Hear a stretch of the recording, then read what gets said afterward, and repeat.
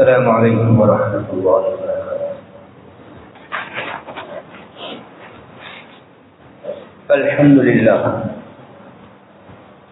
الذي هدانا لهذا وما كنا لنهتدي لولا أن هدانا الله، والصلاة والسلام على رسول الله محمد بن عبد الله وعلى آله حزب الله. أما بعد، فقد قال الله تعالى في كلامه العزيز: قد أعوذ بالله من الشيطان الرجيم، بسم الله الرحمن الرحيم.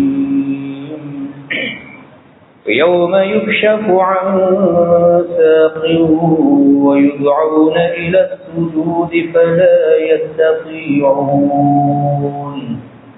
خاشعة أبصارهم ترهقهم ذلة وقد كانوا يدعون إلى السجود وهم سالمون. صدق الله العظيم. நிறைவுடைய வாழ்வழித்து நெடுநிலத்தை காக்க வல்ல மறையளித்த இறைவனுக்கு மாபெரும் புகழ் அனைத்தும் அவனையே போற்றுகின்றேன், புகழ்கின்றேன். அல்ஹம்துலில்லாஹ். சத்தியத்தின் தூதர், சன்மார்க்கத்தின் போதகர், சாந்தி மார்க்கம் ஏந்தி வந்த ஸல்லல்லாஹு அலைஹி வஸல்லம் அவர்கள் மீதிலும், சன்மார்க்கத்தின் சாம்ராஜ்யத்தை கட்டியெழுப்புவதற்காக வேண்டி தங்களின் உயிர்களை எல்லாம் கற்களாக பாவித்து அந்தவர்களுடைய உத்தம தோழர்களாகிய சஹாபாக்கள், அவர்களை சேர்ந்த தாபிஊன்கள், கயாமத்துடைய நாள் வரும் வரைக்கும் யாரெல்லாம் உத்தம நபி ஸல்லல்லாஹு அலைஹி வஸல்லம் அவர்கள் கொண்டு வந்த உண்மையான தீனை, உண்மையான மார்க்கத்தை அதன் உண்மையான வடிவிலே பின்பற்றி வாழ்வார்களோ அத்துணை நல்லவர்கள் மீதிலும் அல்லாஹ் சுப்ஹானஹு வ தஆலாவுடைய சாந்தியும் சமாதானமும் என்றென்றும் உண்டாவதாக. புனித ஜும்ஆவுடைய கடமையை நிறைவேற்றுவதற்காக வேண்டி தூய்மையான உள்ளங்களுடன் இழ்திகாஃபுடைய நியத்துடன் குறித்த நேரத்திலே இறைவனின் இல்லத்திலே ஒன்று கொண்டிருக்கும் அல்லாஹ்வின் நல்லடியார்களே, அன்பார்ந்த இஸ்லாமிய வாலிப நெஞ்சங்களே, எம்மை படைத்து பரிபாலித்துக் கொண்டிருக்கும் எல்லாம் வல்ல ஏகனாய் அல்லாஹ் சுப்ஹானஹு வ தஆலாவை அனுதினமும் பயந்து விசேடமாக நாம் தனிமையில் இருக்கின்ற சந்தர்ப்பங்களிலும் அல்லாஹ் சுப்ஹானஹு வ தஆலாவை அஞ்சி பயந்து பணிந்து தக்வாவை கடைபிடித்து நடந்து கொள்ளுமாறு முதற்கு நடிகனுக்கும் அப்பால் உங்களுக்கும் அந்த தக்வாவை கொண்டு வன்மையாக வசியத்தை செய்கிறேன். நஸீஹத் எனும் நல்லுபதேசம் கூறிக்கொள்கிறேன். அன்பார்ந்த இஸ்லாமிய சகோதரர்களே, ஒரு புனிதமான ரஜபுடைய மாதத்தை முடித்துவிட்டு அதே போன்று பரக்கத்தான ஒரு ஷாபானுடைய மாதத்திலே காலெடுத்து வைத்திருக்கிறோம். இந்த சந்தர்ப்பத்திலே முடிந்த ரஜபுடைய மாதத்தின் இறுதி பகுதியிலே அல்லாஹ் சுப்ஹானஹு வ தஆலா இந்த உம்மத்திற்கு தொழுகையை விதியாக்கி இருக்கிறார். இந்த மாதம் ஹஜ்ரத் ரசூலுல்லாஹி ஸல்லல்லாஹு அலைஹி வஸல்லம் அவர்கள் அடுத்து வருகின்ற இந்த இரண்டையும் விட மிக புனிதமான ரமதானுடைய மாதத்திற்காக தயாரிப்பிலே ஈடுபட்ட ஒரு மாதம், அதிகமாக சுன்னத்தான நோன்பு பிடித்த ஒரு மாதம் இருக்குமாக இருந்தால் ஹஜ்ரத் ஸல்லல்லாஹு அலைஹி வஸல்லம் அவர்கள் ஷாபானுடைய மாதத்திலே தான் நோற்றிருக்கிறார்கள் என்று ஹதீசுகளிலே வந்திருக்கிறது. இந்த ரமதான், இந்த தொழுகை, அதோடு சேர்த்த ஜக்காத், நிச்சயமாக இஸ்லாமிய ஐம்பெரும் கடமைகள் மிக முக்கியமான அமைப்பிலே அல்லாஹ் சுப்ஹானஹு வ தஆலாவுடைய தூதரின் மூலமாக எங்களுக்கு சொல்லித் தரப்பட்டிருக்கிறது. வருகின்ற ரமதானுடைய அமலும், அந்த ரமதானிலே நாம் நிறைவேற்றுகின்ற ஜக்காத்தும், அதற்கு அடுத்து வருகின்ற ஹஜ்ஜுடைய அமல்கள், இந்த எல்லா அமல்களும் சீராக வேண்டுமாக இருந்தால் அல்லாஹ் சுப்ஹானஹு வ தஆலா இந்த தொழுகை இருக்கிறது, இந்த அமலைத்தான் கூர்ந்து கவனிக்கிறார். அது சீராகினால் அதற்கு அப்பால் நிறைவேற்றப்படுகின்ற எல்லா அமல்களும் சீராகிவிடும். அது சீர்கெட்டு விட்டால் அதற்கு பின்னால் செய்கின்ற எந்த அமலும் அது சீராகாது, அதுக்கும் சீர்கெட்டே போய்விடும் என்ற விடயத்தை கூட ஹஜ்ரத் ரசூலுல்லாஹி ஸல்லல்லாஹு அலைஹி வஸல்லம் அவர்கள் சொல்லி தந்திருக்கிறார். எனவே இந்த மிம்பர் மேடையிலே நாம் மிக முக்கியமாக இஸ்லாம் பார்க்கின்ற தொழுகையை பற்றி ஒரு சில விடயங்களை பார்த்தால் அது ரொம்ப பொருத்தமாக இருக்கும் என்று நினைக்கிறேன். தொழுகையுடைய முக்கியத்துவம் என்று வருகின்ற பொழுது அல்லாஹ் சுப்ஹானஹு வ தஆலா அருமை நாயகம் ஸல்லல்லாஹு அலைஹி வஸல்லம் அவர்களை நபியாக அனுப்பின அந்த கட்டம், அந்த நுபுவத்துடைய காலப்பகுதியை இரண்டாக பிரித்து நோக்கினால், ஒன்று முதல் கட்டம் மக்காவுடைய காலம், இரண்டாவது மதீனாவுடைய பருவம். சுமார் 13 ஆண்டுகள் மக்காவிலே, 10 வருடங்கள் மதீனாவிலே. எல்லா கடமைகளும் தொழுகையை தவிர அத்துணை கடமைகளும் இந்த மண்ணுக்கு மேலால் மதீனாவுக்கு போனதற்கு பிறகுதான் விதியாக்கப்படுகிறது. ஆனால் தொழுகை முதலிலே மக்காவிலே மாநபி ஸல்லல்லாஹு அலைஹி வஸல்லம் அவர்கள் இருக்கின்ற பொழுதே விதியாக்கப்படுகிறது. அவ்வளுமா ஃபரதல்லாஹு ஸலாஹ், இந்த உலகத்திலே அல்லாஹ் ஒரு முஸ்லிமுக்கு முதலாவது விதியாக்கிய கடமை அது தொழுகைதான் என்பதை ஹஜ்ரத் ஸல்லல்லாஹு அலைஹி வஸல்லம் அவர்கள் சொல்லி இருக்கிறார்கள். தொழுகையுடைய முக்கியத்துவம் அதிலிருந்தே நாம் உணர்ந்து கொள்ளலாம். இரண்டாவது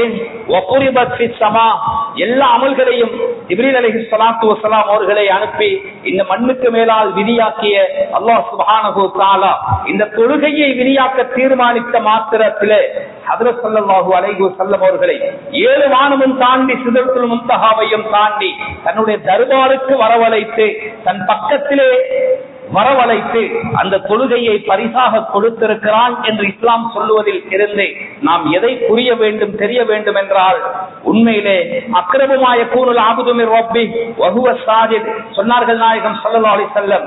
இந்த உலகத்திலேயும் அல்லாஹ்வுக்கு மிக நெருக்கமாக ஒரு அடியான் இருப்பதாக இருந்தால் அவன் தொழுகையிலே சுஜூதில் இருக்கின்ற சந்தர்ப்பத்தில் தான் அந்த நெருக்கம் உண்டாகிறது என்ற கருத்தையும் ஹஜ்ரத் ஸல்லல்லாஹு அலைஹி வஸல்லம் அவர்கள் எங்களுக்கு சொல்லி காட்டினார்கள். வஸ்ஜுது நீங்கள் சுஜூதி செய்து உமது ரப்புடைய நெருக்கத்தை பெற்றுக் கொள்ளுங்கள், அவனை நெருங்கிக் கொள்ளுங்கள் என்று குர்ஆன் சொல்லுகிறது. கண்ணியமான கனவான்களே, அல்லாஹ்வுக்கும் அடியானுக்கும் இடையிலே ஒரு நெருக்கத்தை, ஒரு தொடர்பை, ஒரு இணைப்பை, ஒரு பிணைப்பை உருவாக்குகின்ற அமல் தொழுகை என்பதை இந்த உலக மக்களுக்கு போதிப்பதற்காக வேண்டிதான் பைகம்பர் ஸல்லல்லாஹு அலைஹி வஸல்லம் அவர்களை அல்லாஹ் தன் பக்கம் வரவழைத்து அந்த தொழுகையை விதியாக்கி இருக்கிறார். இமாம் இப்னுல் மலிக் ரஹ்மத்துல்லாஹி அலைஹி மிஷ்காத்தின் ஓர குறிப்பிடும் திருமதியுடைய விரிவுரையிலும் இந்த விடயம் பதிவு செய்யப்படுகிறது. அல்லாஹுடைய தர்பாருக்குள்ளே நுழைகின்ற பொழுது ஜிப்ரீல் அலைஹிஸ்ஸலாத்து வஸ்ஸலாம் அவர்களுக்கு கூட நுழைய முடியாத இடத்திலே அருமை நாயகம் ஸல்லல்லாஹு அலைஹி வஸல்லம் அவர்கள் அந்த அல்லாஹ்வுடைய அந்த தர்பாருக்குள் நுழைகின்ற நேரத்திலே அத்தஹியாத்துல் முபாரகாத்து ஸலவாத்து தையிபாத்து லில்லாஹ், இந்த உலகத்திலே அத்தஹியாத் என்றால் நாவினால் செய்கின்ற வணக்கங்கள், தையிபாத் என்றால் பணத்தினால் செய்கின்ற இபாதத்துகள், அஸ்ஸலவாத் என்றால் அத்தாஆத்துல் பதனியா ஒரு மனிதன் உடலால் செய்கின்ற வணக்க வழிபாடுகள் அனைத்தும் யா அல்லாஹ் உனக்கே சமர்ப்பணம் என்று சொல்லியவர்களாக அந்த அல்லாஹுடைய தர்பாருக்குள்ளே நுழைகிறார்கள். இந்த வார்த்தைகளை கேட்டு அல்லாஹ் அஸ்ஸலாமு அலைக்க அய்யுஹன் நபியு வ ரஹ்மத்துல்லாஹி வ பரகாத்துஹு, என்னுடைய நபியே உங்கள் மீது என்னுடைய சாந்தியும் என்னுடைய சமாதானமும் என்னுடைய ரஹ்மத்தும் என்னுடைய பரக்கத்தும் உண்டாவதாக என்று அல்லாஹ் சுப்ஹானஹு வ தஆலா அருமை நாயகம் ஸல்லல்லாஹு அலைஹி வஸல்லம் தன் பக்கத்திலே அவர்களை வரவழைத்து அஸ்ஸலாமு அலைக்க அய்யுஹன் நபியு என்றால் முன்னால் இருக்கின்ற ஒரு மனிதனை பார்த்து சொல்லப்பட வேண்டிய ஸலவாத். இந்த ஸலவாத்தை தான் இன்றும் நாங்கள் எங்கள் தொழுகையிலே சொல்லிக் கொண்டிருக்கிறோம். இந்த சலாம் நேரடியாக அல்லாஹ் சுப்ஹானஹு வ தஆலாவுடைய அந்த இனிமையான குரலின் மூலம் ஸல்லல்லாஹு அலைஹி வஸல்லம் அவர்களுடைய செவிகளை தொட்ட அந்த வேளையில் தன்னிலை மறக்கின்ற ஒரு சந்தர்ப்பம். கண்ணியமானவர்களே, அல்லாஹ்வே சலாம் சொல்வதாக இருந்தால் இதைவிட மெய் மறக்கின்ற ஒரு சந்தர்ப்பம் இந்த உலகத்திலே கிடைக்குமா? ஆனாலும் கூட ஸல்லல்லாஹு அலைஹி வஸல்லம் அவர்கள் மெய் மறந்தாலும் கூட இந்த உம்மத்தை மறக்கவில்லை. எனவேதான் அந்த அத்தஹியாத்துடைய அடுத்த தொடரை பாருங்கள்.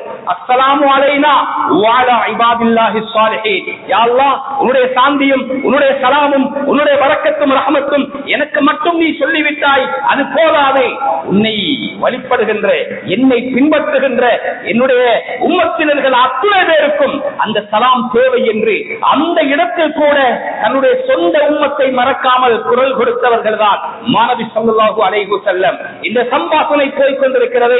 தலைவாசலில் இருந்த ஜிப்ரீல் அலைஹிஸ்ஸலாம் 7 வானங்களும் அதிர்கின்ற அளவுக்கு அஷ்ஹது அல்லா இலாஹ இல்லல்லாஹ் வ அஷ்ஹது அன்ன முஹம்மதர் ரசூலுல்லாஹ், இந்த சம்பாஷணை எந்த உப்புச்சப்பும் கிடையாது. வருகிறோம் ஓதுறோமா, ஓதவில்லையா, இமாம் சலாம் கொடுத்தாரா, கொடுக்கவில்லையா, அதிலுள்ள வார்த்தைகள் என்ன சொல்லுகிறது? அது யாரோடு யாருக்கு மத்தியிலே நடந்த உரையாடல். தொழுகை என்றால் அது முனாஜாத், அல்லாஹ்வோடு அடியான் பேசுவதே. ஸல்லல்லாஹு அலைஹி வஸல்லம் அவர்களும் அல்லாஹ்வும் பேசிய அந்த வார்த்தைகள் வரிகள் இந்த தொழுகைக்குள்ளே உள்வாங்கப்பட்டிருக்கிறது. அதை ஓதாமல் ஒரு மனிதன் சலாம் கொடுத்தால் தொழுகை கூடாது. தொழுகையுடைய பருந்துகளிலே ஒன்று உயிரோட்டம் உள்ள தொழுகையாக இருக்கிறது. கண்ணியமானவர்களே, என்ன சொல்ல வருகிறேன் என்றால், இந்த தொழுகை அல்லாஹ் இந்த மண்ணுக்கு மேலால் விதியாக்காமல் ஸல்லல்லாஹு அலைஹி வஸல்லம் அவர்களை தன் பக்கம் அழைத்து அதை பரிசாக கொடுத்ததிலிருந்து அதனுடைய முக்கியத்துவம் புரிந்திருக்கும் என்று நினைக்கிறேன். அவ்வளவு யுஹாஸபு பிஹில் அப்து மின் அமலி. ஸல்லல்லாஹு அலைஹி வஸல்லம் சொன்னார், தொழுகையுடைய முக்கியத்துவத்தை பற்றி பேசுகின்ற பொழுது எல்லா அமல்களை பற்றி விசாரிக்கப்படுவதற்கு முன்னால் அல்லாஹ் ஒரு மனிதனிடத்திலே தொழுகையை பற்றி தான் விசாரிப்பார். அதற்குள்ள பதில் சரியாக சீராக அமைந்து விட்டால் அதற்கு அப்பால் உள்ள எல்லாமே மலமளவென சீராகிவிடும். அதிலே மாத்திரம் ஒரு மனிதன் சொதப்பி விட்டான் என்றால் அவன் நஷ்டமடைந்து விட்டான், நாசமடைந்து விட்டான் என்றார்கள் அருமை நாயகம் ஸல்லல்லாஹு அலைஹி வஸல்லம். சில பேரை பார்த்தால் கேட்டால் சொல்லுவார்கள், நாங்க நெத்தி தேய தொழாவிட்டாலும் எங்கட கல்பு சுத்தமாகிக்குமான்னு சொல்லுவார். கல்பு சுத்தமாகாது, தொழுகை இல்லாத கல்பு சுத்தமாகாது. தொழுகையை சரியாக அதற்குள்ள நேரத்தில் நீங்கள் நிறைவேற்ற வேண்டும். நிறைவேற்றாமல் முஷ்ரிக்கீன்கள் உள்ளவர்களாக நீங்கள் ஆகிவிட வேண்டாம் என்று குர்ஆன் சொல்லுகிறது. என்றால் தொழுதால் தான் முஸ்லீமே, தொழாவிட்டால் அல்லாஹ் பாதுகாக்க வேண்டும். கண்ணியமானவர்களே, அல்லாஹ் எல்லோரையும் பாதுகாக்க வேண்டும். இங்கு வளையாத முதுகு கியாமத்திலே ஒரு நாளும் வளையாது. தொழுகையாக முக்கியமான ஒரு கடமை. இன்னஹா ஆகிரு வஸியத்தி நௌஃபா பிஹன் நபி ஸல்லல்லாஹு அலைஹி வஸல்லம் உம்மத்தஹு. ஸல்லல்லாஹு அலைஹி வஸல்லம் நபிமார்களுக்கு முற்றுப்புள்ளியாக, ரசூல்மார்களுக்கு முத்திரையாக வந்துவிட்டவர்கள். கியாமத்து வரும் வரைக்கும் அவர்களுக்கு பின்னால் இந்த உலகத்திலே நபிமார்கள் கிடையாது, ரசூல்மார்கள் கிடையாது. ஈசா அலைஹிஸ்ஸலாம் அவர்களை இறங்கினாலும் அவர் நபியாகவோ ரசூலாகவோ இறங்குவது கிடையாது. புதிய மார்க்கத்தோடு வருவது கிடையாது. நபியுடைய மார்க்கத்தில் ஒரு சாதாரண ஒரு மனிதராக, ஒரு உம்மத்தாகத்தான் அவர்கள் வருகிறார்களே தவிர இதுக்கு பின்னால் நபிமார்கள் வரமாட்டார்கள் என்ற இந்த இக்கட்டான சந்தர்ப்பத்திலே நுபுவத் இதோடு முடிகிறது. வஹீயுடைய கதவு மூடப்பட போகிறது.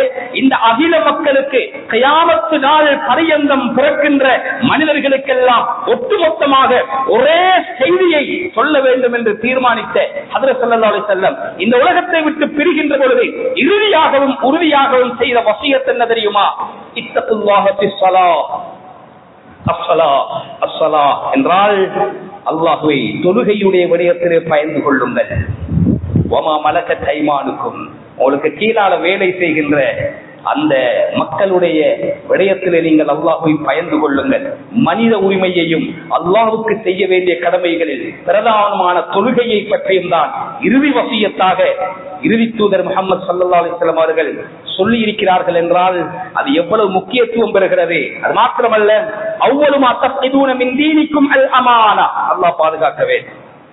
கியாமத்தினால் நெருங்குகின்ற பொழுது இந்த உம்மத்தினர்களில் இருந்து முதலாவது கலட்டப்படுகின்ற ஒரு அமல் அது அமானிதம் என்ற நம்பிக்கைதான். கணவனுக்கு மனைவியை நம்ப முடியாது, பிள்ளைகளுக்கு தாய் தகப்பனை, தாய் தகப்பனுக்கு பிள்ளைகளை, முதலாளிமார் தொழிலாளிமாரை. கண்ணியமான கணவான்களை, சகோதரர்களே, ஒரு பஜாருக்கு போனால் இவரோடு பயப்படாமல் கொடுக்கல் வாங்கல் செய்யலாம் என்று 1000 பேர் இருக்கின்ற ஒரு பஜாரிலே ஒரு 2-3 பேர்கள் விரல் விட்டு சுட்டி காட்டப்படுகின்ற அளவுக்கு அந்த அமானிதம் குறைந்து விடும் என்ற ஹஜ்ரத் ஸல்லல்லாஹு அலைஹி வஸல்லம் சொன்னார்களே.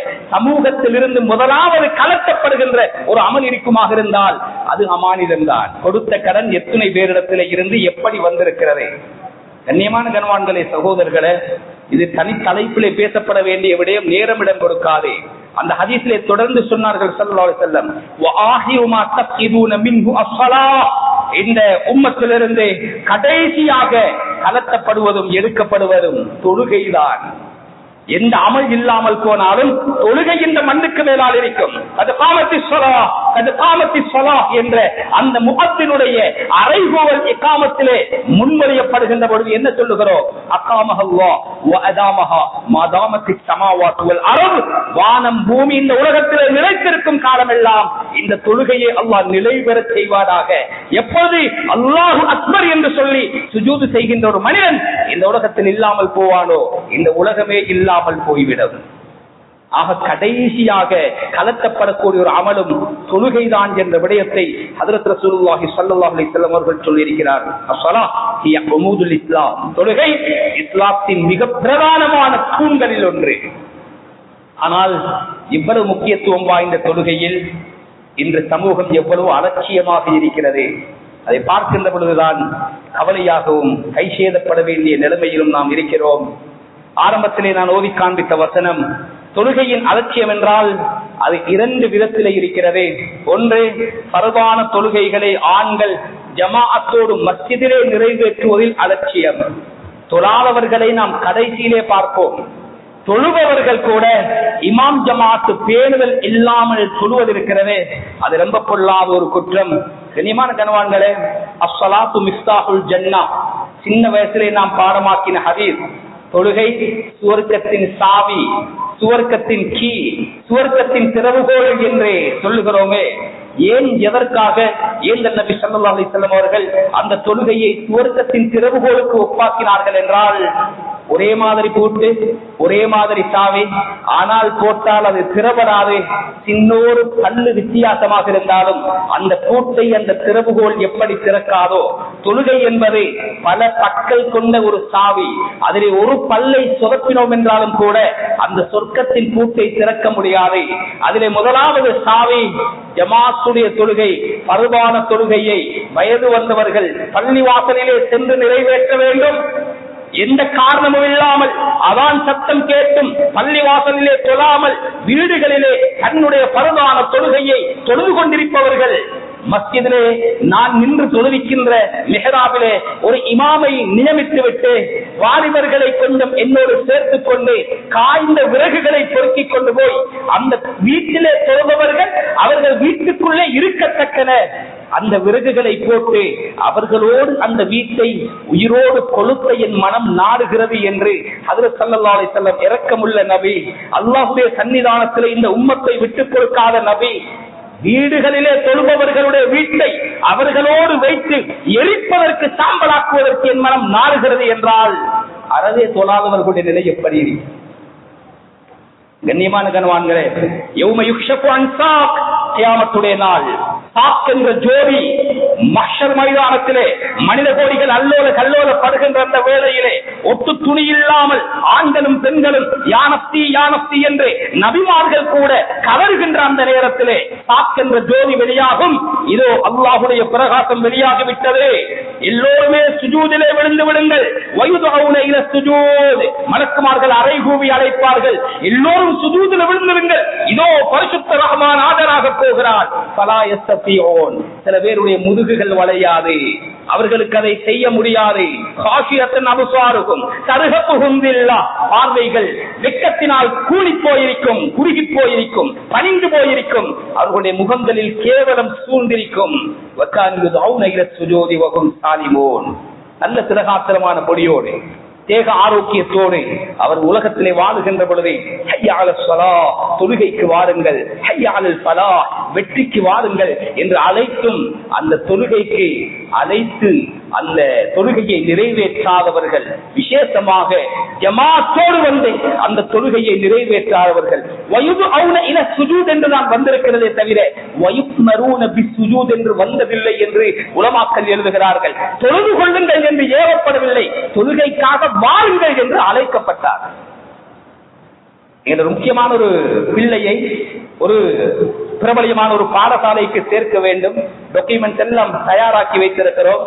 நேர்முக பரீட்சைக்கான டேட் சொல்லப்பட்டிருக்கிறது. பிரின்சிபல் டைம் தந்திருக்கிறார். அந்த நேரத்தில் உங்களோட பிள்ளையை கூட்டிட்டு வாங்க. இந்த வாப்பா காலுக்கு மேல காலை போட்டு கொண்டு வீட்டில் உட்கார்ந்து கொண்டு எல்லா டாக்குமெண்ட்ஸையும் மலமல என்று சேவ் பண்ணி அதை வாட்ஸ்அப்ல பிரின்சிபல் நம்பருக்கு போட்டுட்டு சொல்றாரு, சார் எனக்கு கொஞ்சம் வந்து கொள்ள இயலாம இருக்குது, முக்கியமான ஒரு பிஸியா இருக்கிறேன், டாக்குமெண்ட்ஸ் எல்லாம் அதுல பார்த்திருக்கிறேன், கொஞ்சம் அனுப்பிக்கிறேன், அதுல பார்த்து நீங்க எனக்கு மெசேஜ் ஒன்று தாங்க. இந்த பிள்ளைய அந்த பிரின்சிபல் அந்த பாடசாலைக்கு உள்வாங்குவாரா? அல்லாஹ் அழைக்கிறான், வா வெற்றிக்கு வா, வந்து தொழு. இல்லையா அல்லாஹ் எனக்கு கொஞ்சம் வர கிடைக்கல, நான் வீட்டில் இருந்து அந்த விடயத்தை செய்து கொள்கிறேன், பார்த்து நீ என்னமாவது செஞ்சு அந்த சொர்க்கத்துக்குள்ள நீ என்னையும் உள்வாங்க. சாதாரண பாடசாலைக்கு கிடைக்காத உனக்கு அல்லாஹ் சுப்ஹானஹு வ தஆலா எங்களிடம் சொர்க்கத்தை தருவான். திறவுகோல் என்பதை ஜமாத்தோட தொழுவதிலும் உள்ளடங்கும். ஒரு கூட்டு சஹாபி வருகிறார், யா ரசூலல்லாஹ், அவர் சொல்லுகின்ற ரீசன்ஸை பாருங்க, 3 காரணம் சொல்லுகிறார். நான் ஒரு பிறவி குருடன், என் 2 கண்களும் தெரியாது, ஒன்று. இரண்டாவது, என் கரம் பிடித்து என்னை மஸ்ஜிதுக்கு அழைத்து வருபவர்கள் யாரும் கிடையாது, யாரும் எனக்கு உதவியாளர்கள் கிடையாது, இது இரண்டாவது.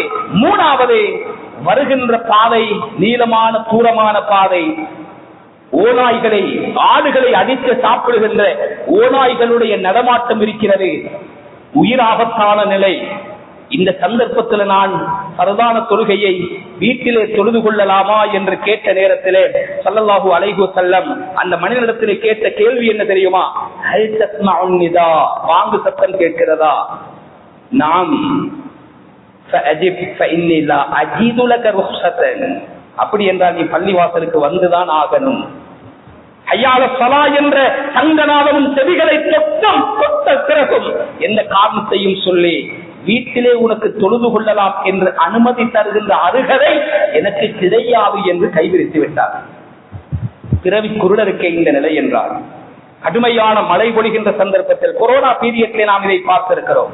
வாங்கு ஹய்யால ஸலா என்ற அந்த பதம் மாற்றப்பட்டு ஸல்லூ ஃபீ ரிஹாலிக்கும், கடுமையான மழை மதீனாவிலே வாங்கு மேடை ஏறிவிட்டார்கள். பிலால் ரலியல்லாஹு அன்ஹு அஷ்ஹது அன்ன முஹம்மதர் ரசூலுல்லாஹ் சொன்ன உடனே பதறிக்கொண்டு போய் பைகம்பர் ஸல்லல்லாஹு அலைஹி வஸல்லம் ஹய்யால ஸலா என்று அறிவிக்க வேண்டாம், தொழுகைக்கு வாருங்கள் என்று நீங்கள் அறிவித்து அது அவர்களுடைய செவிகளை தொட்டால் எவ்வளவு பேராப்பெரும் மழை பொழிந்தாலும் பள்ளிவாசலுக்கு வர வேண்டிய நிர்பந்தம் என்னுடைய உம்மத்திற்கு வந்துவிடும். உங்களுடைய வீடுகளில் இருந்த நிலைமையிலே அந்த தொழுகையை நிறைவேற்றிக் கொள்ளுங்கள், ஸல்லூ ஃபீ ரிஹாலிக்கும் என்ற பதத்தை பிரயோகிங்கள் என்று சொன்னார். கண்ணியமான கணவான்களே, அன்பார்ந்த இஸ்லாமிய சகோதரர்களே, நாடு ஒரு சட்டம் போட்டு விட்டதா? காவல்துறை ஒரு சட்டம் இயற்றி விட்டதா? பள்ளிவாசலுக்கு வர முடியாதா? இஸ்லாம் சொல்லல அவங்க சட்டங்களை தூக்கி வீசிட்டு என்னுடைய சட்டத்தை நிறைவேற்றி என்று சொல்லல. அப்படி ஒரு இக்கட்டான நிலை வந்தால் ஹய்யால ஸலாஹுவையே நீங்கள் அட்ஜஸ்ட் பண்ணிக் கொள்ளுங்கள். அந்த நிர்பந்தத்தை மக்களுக்கு கொடுக்காதே, வீடுகள்ல தொழுது கொள்ள சொல்லுங்க.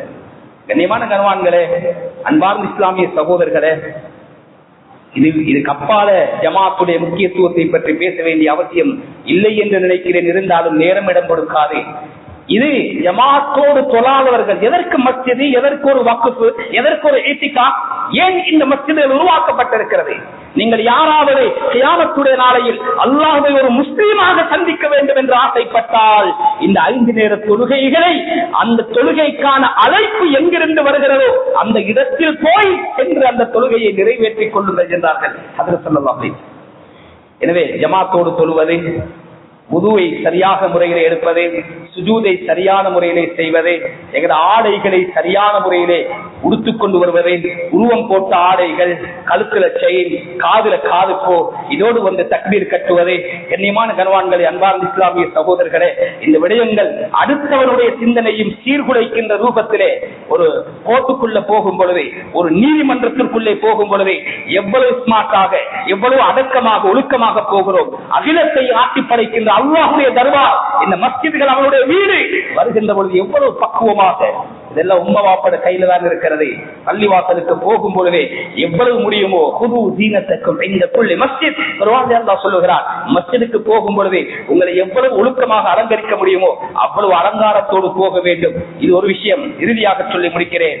அறவே தொழாதவர்கள் அல்லாஹ் பாதுகாக்க வேண்டும். கண்ணியமானவர்களே, இப்னு மஸ்ஊத் ரலியல்லாஹு தஆலா அன்ஹு சொல்றார், ஒரு இடத்துல போதைக்கு அடிமையானவன், தொழாதவன், சுஜூதுக்கு பழக்கம் இல்லாதவன், அவன் ஒரு முஸ்லிமாக இருக்கிறான், அவன் செத்த பிறகு, மௌத்தான பிறகு அவனை கொண்டு போய் நீங்கள் வேண்டுமானால் கிபிலாவை முன்னோக்கி கபர்களை அடக்கம் செய்தாலும் கூட அல்லாஹ் மீது சத்தியமாக சொல்லுகிறேன், நீங்கள் மண்ணை போட்டு திரும்புவதற்கு முன்னால் அவருடைய முகம் திருப்புவர்களுடைய கிபிலாவின் பக்கம் திரும்பி இருக்கும். சந்தேகம் இருந்தால் தோண்டி பாருங்கள். ஹயாத்தோடு இருக்கின்ற பொழுது மெனக்கெட்டு வந்து மாஷா அல்லாஹ், அல்லாஹு அக்பர் தக்பீர் கட்டி வஜ்ஜஹ்து வஜ்ஹிய லில்லதி ஃபதர ஸமாவாத் சமாவாத்தி வல் அருள், 7 வானம் 7 பூமியை முன்னுதாரணம் இல்லாமல் படைத்த ரப்பே, உன் திசை நோக்கி என் முகத்தை திருப்பி விட்டேன் என்று சொல்லுவதற்கு லாய்க்கில்லாத எங்க பாசையில சொல்லுவதாக இருந்தால் வேறு பாசைகள் சொல்ல வேண்டும். இடம் புனிதமாக இருக்கிறது என்பதற்காக தவிர்த்து கொள்கிறேன். இவன் செத்ததற்கு பின்னால் இவருக்கு எதற்கு ஒரு கிபிலா? சரியா பிழையா? கண்ணியமான கனவான்களே, அன்பார்ந்த இஸ்லாமிய சகோதரர்களே, யாராவது தொழுகையை விட்டவர்கள் இவர்கள் காபீர்களோடு, இறை நிராகரிப்பாளர்களோடு சேர்க்கப்பட வேண்டும். அவருடைய கையால் அறுக்கப்பட்ட மாமிசத்தை சாப்பிடுவது ஹலாலாக மாட்டாது. முஸ்லிம் பெண்மணிகள் அவனுக்கு திருமணம் முடித்து கொடுக்கப்படக்கூடாது. முஸ்லிம் உம்மவாப்பா மௌத்தா போனால் அந்த வராசத்து பிரிக்கின்ற பொழுது அந்த மூமினுக்கு, அந்த முஸ்லிமுக்கு தொழுகை இல்லாதவனுக்கு அதில் எந்த பங்கும் கிடையாது. அவனை பகைத்துக் கொள்ள வேண்டும். அவர்களை தூர விலக்கி விட வேண்டும். அவர்களை பக்கத்திலே அமர்த்திக் கொள்ளக்கூடாது. உங்களுடைய வீட்டுக்குள் அவர்கள் அனுமதிக்க கூடாது. உங்கள் வீடுகளுக்குள்ளே அவர்கள் வந்து கை நனைக்க கூடாது. அவர் அப்படியே நிலையிலே தௌபா இல்லாமல் மௌத்தா போனால் அவர்கள் குளிப்பாட்டப்படவோ கஃன் செய்யப்படவோ முஸ்லிம்களுடைய மையவாடியிலே அடக்கம் செய்யப்படவோ கூடாது என்று இமாம் அஹ்மத் பின் ஹம்பல் ரஹ்மத்துல்லாஹி அலைஹி அவர்கள் சொல்லி காட்டுகிறார். ஆனால் இமாம் ஷாஃபி, இமாம் மாலிக் ரஹ்மத்துல்லாஹி அலைஹி தொழாமல் இருக்கிறான் என்றால் சரியான இஸ்லாமிய சட்டம் அது எங்களை நாட்டில் அமுல்படுத்த முடியாது. சரியான இஸ்லாமிய சரியா நடக்கக்கூடிய நாட்டிலே அவன் கொலை செய்யப்பட வேண்டும். அந்த கொலை குஃபுர் இல்லையா அல்லது ஹத்தன் கொலை செய்யப்படுவதா? அஹ்மத் பின் ஹம்பல் இடத்திலே அவன் குஃபுர்தான். கொலை செய்யப்பட்டால் இஸ்லாத்தில ஒரு முஸ்லிமுக்கு செய்ய வேண்டிய எந்த கடமையும் அவனுக்கு செய்யக்கூடாது. ஆனால் இவர்கள் சொல்லுகிறார்கள் அவனுக்குள்ள பனிஷ்மெண்ட் கொடுத்தாச்சு, அவரை கொலை செய்து முடித்தால் பிரச்சனை இல்லை, அல்லாஹ் நாடினால் அவரை மன்னிக்கலாம், அல்லாஹ்வை ஏற்ற மனிதன் அல்லவா, அவரை குளிப்பாட்டி கஃன் செய்து தொழுகை நடாத்தி அவனை அடக்கம் செய்ய வேண்டும் என்று கொஞ்சம் பரிதாபப்படுகிறார்கள். கண்ணியமான கனவான்களே, சகோதரர்களே, எனவே இந்த அளவுக்கு ஒரு மிக பாரதூரமான விளைவுகளை ஏற்படுத்துவதுதான் இந்த தொழுகையை விடுவதே. எனவே குறுகிய காலம் இந்த உலகத்திலே வாழப்போகிறோம். கண்ணியமான கனவான்களே, அன்பார்ந்த இஸ்லாமிய சகோதரர்களே, தொழுகையிலே பேணுதல் வந்துவிட்டால் இந்த ஸலாத்த தன்ஹா அனில் ஃபஹ்ஷாஇ வல் முன்கர், மானக்கேடான வெறுக்கத்தக்க எல்லா விடயங்களை விட்டு அந்த தொழுகை பாதுகாக்கும். இந்த பிள்ளைகளுக்கும் இதை பழக்கணும், வீட்டில் உள்ள பெண்களுக்கும் இதை பழக்கணும். இந்த தொழுகையில நாங்கள் பேணுதலை கொண்டால் அடுத்து வருகின்ற முக்கியமான காலங்களில் நாம் செய்கின்ற எல்லா அமல்களும் அல்லாஹ்வால் அங்கீகரிக்கப்படுவதற்கு மிக முக்கியமான ஒரு காரணமாக இருக்கும் என்று ஞாபகப்படுத்திக் கொண்டு அல்லாஹ் சுப்ஹானஹு வ தஆலா மௌத் வரைக்கும் அந்த தொழுகையை நிறைவேற்றக்கூடிய பாக்கியசாலிகளுடைய கூட்டத்தில் நம் அனைவர்களையும் சேர்த்தருவானாக. எங்களுடைய பாவங்களை மன்னித்தருவாயா, எங்களை பெற்று வளர்ந்த பெற்றோர்களுடைய சகல பாவங்களையும் மன்னித்தருவாயா. என பெற்றோர்கள் யாரெல்லாம் கபராளிகளாக இருக்கிறார்களோ அத்தனை பேருடைய கபர்களையும் சுவர்க்க பூங்காக்களாக ஆக்கி அருள்வாயா. ஹயாத்தோடு வாழ்கின்ற பெற்றோர்களுடைய வாழ்க்கையை வளமாக்கி நோய்களை குணமாக்கி வைப்பாயா. எங்களுடைய குழந்தைகள் எதிர்காலங்களை ஒளிமயமாக்கி வைப்பாயா. எங்களுடைய தேக ஆற்றல் ஆரோக்கியத்திலே நீ பறக்கச் செய்வாயா. எங்களுடைய பொருளாதாரத்திலே பறக்கச் செய்வாயா. கெட்ட பயங்கரமான ஆபத்தால் எங்களால் தாங்க முடியாத, செலவழிக்க முடியாத நோய்களை விட்டும் யா அல்லாஹ் எங்களை பாதுகாத்தருள்வாயா. எங்களுடைய உடம்பில் இருந்து வெளியேறுகின்ற அசுத்தங்கள் நஜீசுகளை நாங்களாக சுய உணர்வோடு இருக்கும் பொழுதே எங்களுடைய இடதுகரத்தாலே கல்வி சுத்தம் செய்து கொண்டிருக்கும் பொழுதே எங்களுக்கு மௌத்த தந்தருள்வாயா. அடுத்தவர்கள் எங்கள் அசுத்தங்களில் கையடிக்கின்ற வரைக்கும் இந்த உலகத்திலே வாழ்ந்து அது போன்ற நோய்களுக்கு முகம் கொடுப்பதை விட்டு எங்களை பாதுகாத்தருள்வாயா. கடைசி காலத்தை அடுத்தவர்களுக்கு பாரமாக்கி விடாதையா அல்லாஹ். நாட்டு நிலைமைகளை சீராக்கி அருள்வாயா.